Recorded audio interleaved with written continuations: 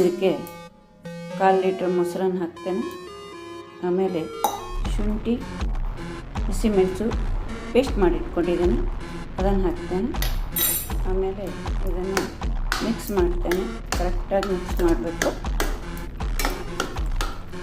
ಆಮೇಲೆ 1 ಚಮಚ ಉಪ್ಪನ್ನು ಹಾಕ್ತೇನೆ,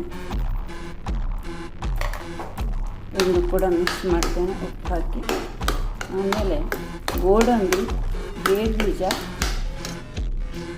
ದ್ರಾಕ್ಷಿ, ಗೋಡಂಬಿ, ಬಾದಾಮಿಯನ್ನು ತುಪ್ಪದಲ್ಲಿ ಹುರಿದಿಟ್ಕೊಂಡಿದ್ದೇನೆ, ಅದನ್ನು ಹಾಕ್ತೇನೆ ನೋಡಿ. ಅದನ್ನು ಮಿಕ್ಸ್ ಮಾಡ್ತೇನೆ. ಆಮೇಲೆ ಇದಕ್ಕೆ ದಾಳಿಂಬೆಯನ್ನು ಬಿಡಿಸಿಟ್ಕೊಂಡಿದ್ದೇನೆ, ಅದನ್ನು ಮೇಲಿಂದ ಹಾಕ್ತೇನೆ. ಆಮೇಲೆ ನೋಡಿ ಇಲ್ಲಿ ಕೊತ್ತಂಬರಿ ಸೊಪ್ಪನ್ನು ನಾನು ಇಟ್ಕೊಂಡಿದ್ದೇನೆ, ಇದನ್ನು ಕೂಡ ಹಾಕ್ತೇನೆ. ಈಗ ಇಲ್ಲಿ ಮೊಸರನ್ನು